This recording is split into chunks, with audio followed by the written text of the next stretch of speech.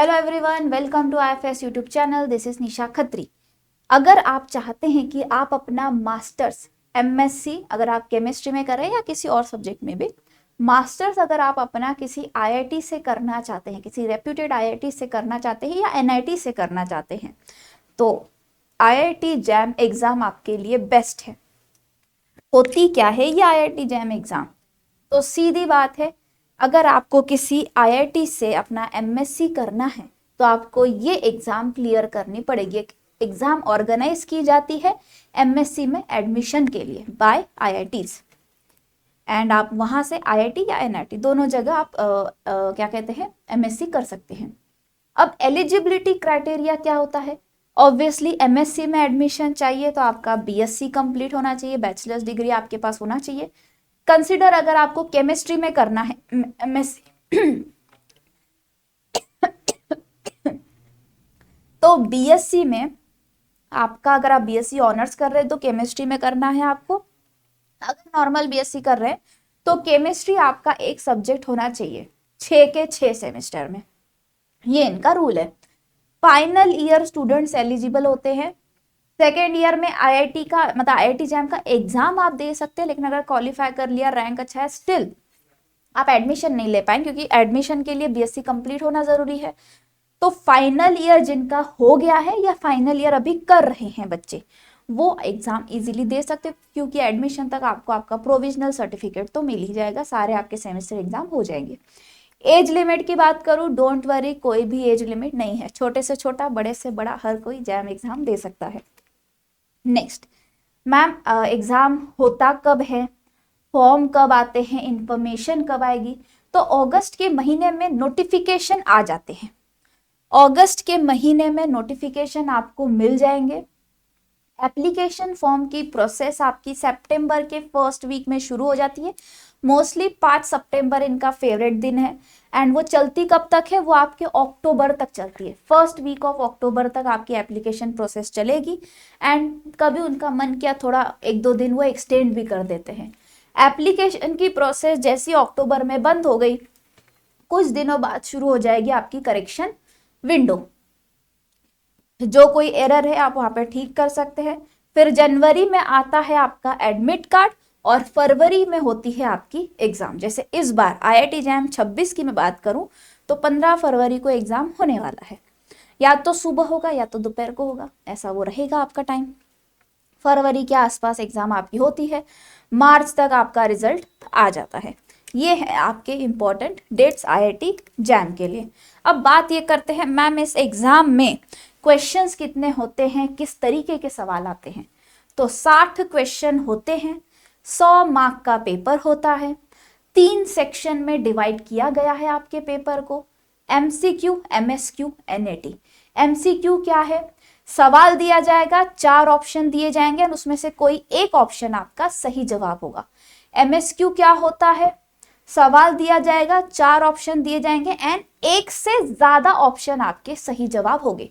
2, 3, 4, कभी एक ऑप्शन भी सही हो सकता है। 1, 2, 3, 4 मतलब 1, 2, 3, 4 कितने भी ऑप्शन आपके सही जवाब हो सकते हैं।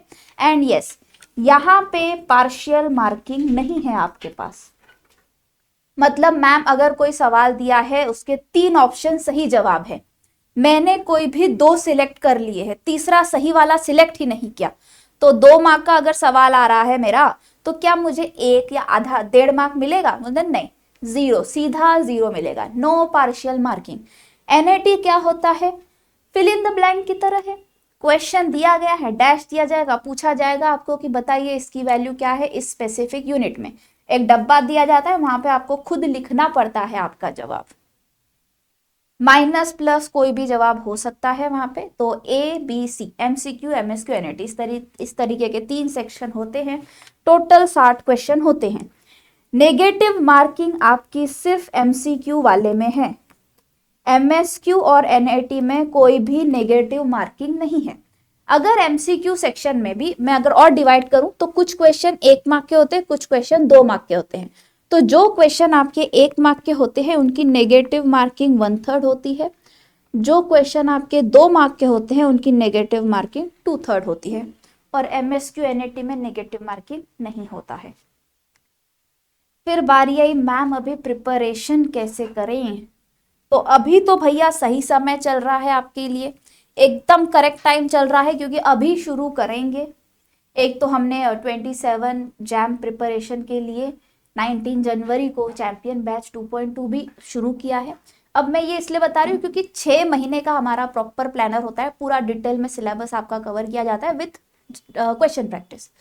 तो 6 महीने में अगर मैम हम विथ क्वेश्चन प्रैक्टिस खुद टॉपिक खत्म कर रहे हैं, तो बचे हुए 6 महीने मेरे पास रिवीजन एंड टेस्ट के लिए रहेंगे। सिर्फ पढ़ने से नहीं होता, सिर्फ लेक्चर देखने से नहीं होता है, आपको खुद भी तो पढ़ना पड़ता है, खुद के लिए भी तो टाइम चाहिए। तो अभी शुरू कर रहे हैं तो सिलेबस खत्म होगा जल्दी, फिर जल्दी रिवीजन शुरू करेंगे। एंड हाँ, बिना रिवीजन कुछ याद नहीं आता है, केमिस्ट्री तो बड़ी बेवफा है, सबको पता है। तो आप जितना जल्दी प्रिपरेशन स्टार्ट करेंगे उतना अच्छा है। सबसे पहला काम सिलेबस को देखना है भाई, जो चीज सिलेबस में है वही करो, स्टिक टू दी सिलेबस, उसके अलावा बाहर नहीं जाना है आपको। फिर उस हिसाब से अपना टाइम टेबल बनाओ।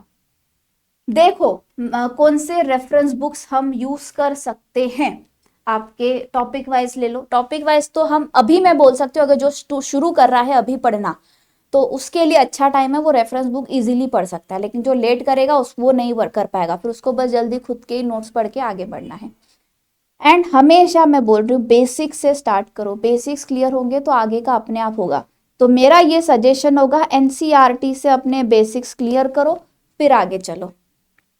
एंड पढ़ाई करने का सही तरीका ये होता है कि आप पहले कोई टॉपिक पढ़ो, समझो, थियोरेटिकल पार्ट हो गया, फिर वहीं उसके पीवाईक्यूज या कुछ क्वेश्चन सॉल्व करके देखो, क्या मैं अभी जो पढ़ी हूँ या पढ़ा हूँ वो अप्लाई कर पा रहा हूँ कि नहीं कर पा रहा हूँ। ये काम आपको करना पड़ेगा। एंड डीपीपीज तो आपको यहाँ दिए जाते हैं तो बेस्ट है। पहले लेक्चर देखो, पर लेक्चर में जो टॉपिक हमने कवर किए वही आपके डीपीपीज में रहेंगे, तो पहले लेक्चर देखो। फिर लेक्चर होने के बाद जो खुद नोट्स बनाए हैं, हैंड आउट हम आपको यहीं प्रोवाइड कर देते हैं, तो आप बाद में भी वो देख सकते हैं। हैंड आउट देख लिया या खुद के नोट्स लेक्चर के टाइम बनाए थे वो उनको अच्छे से पढ़ लिया, रिवाइज कर लिया कंसेप्ट को। फिर सोने से पहले रात को एक बार डीपीपी में सॉल्व करके देखूं कि आज जो मैंने पढ़ा है क्या मैं उसे अप्लाई कर पा रहा हूँ या कर पा रही हूँ अच्छे से, बस। और हफ्ते में एक बार टेस्ट दो। अब मंडे टू सैटरडे हम लोग यहाँ पे आपका लेक्चर ले रहे हैं, संडे को आपका एक संडे टेस्ट हम लोग ऑर्गेनाइज करते हैं, जिसका फॉर्मेट आपके आईआईटी जैम जैसा होता है। 30 क्वेश्चन का संडे टेस्ट होता है, उसमें एमसीक्यू, एमएसक्यू, एनएटी तीनों होते हैं। कितने एमसीक्यू, एमएसक्यू, एनएटी होते हैं वो आपके टॉपिक पे डिपेंड करता है, क्योंकि आईआईटी जैम में भी सिलेक्टिव टॉपिक्स पर ही एमएसक्यू और एनएटी सेक्शन में क्वेश्चन आते हैं। एमसीक्यू कौन से भी टॉपिक पे बन सकते हैं। तो आपके जैम के वेटेज के हिसाब से, उस टॉपिक के वेटेज के हिसाब से हम एमएसक्यू और एनएटी प्रोवाइड करते हैं आपको। तो संडे टेस्ट में आपको तीनों फॉर्मेट के क्वेश्चन मिल जाएंगे।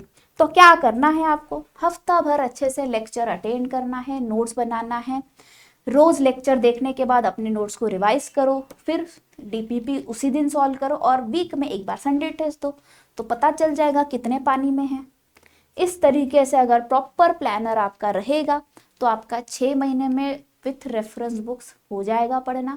उसके जो बाद का टाइम है खुद रिवाइज करो, खुद टेस्ट दो, करते रहो, एंड डेफिनेटली आपको टॉप 10 रैंक मिल जाएगी। जितना जल्दी प्रिपरेशन शुरू करेंगे उतना अच्छा है, ध्यान रखें इस बात का।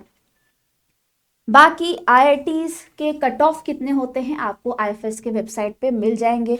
कौन से टॉपिक पे कितने क्वेश्चन आते हैं, हाई वेटेज टॉपिक्स कौन से हैं, लो वेटेज टॉपिक्स कौन से, तो वो पेपर एनालिसिस भी आपको आईएफएस के वेबसाइट पे मिल जाएगा। Even previous year question papers भी आईआईटी जैम के ईयर वाइज आपके लिए आईएफएस की वेबसाइट पे अवेलेबल है। एंड प्रैक्टिस के लिए भी हमने मॉक टेस्ट एंड क्वेश्चंस वहाँ पे आपके लिए रखे हैं, तो आप जाके फ्री ऑफ कॉस्ट है, बस रजिस्टर करना है और इन सारी चीज़ों को अवेल करना है, आप लोग कर सकते हैं इजीली। चलिए इसी के साथ आज के वीडियो को यहीं एंड करते हैं। Thank you so much, happy learning, bye bye, stay cool, stay healthy, stay happy.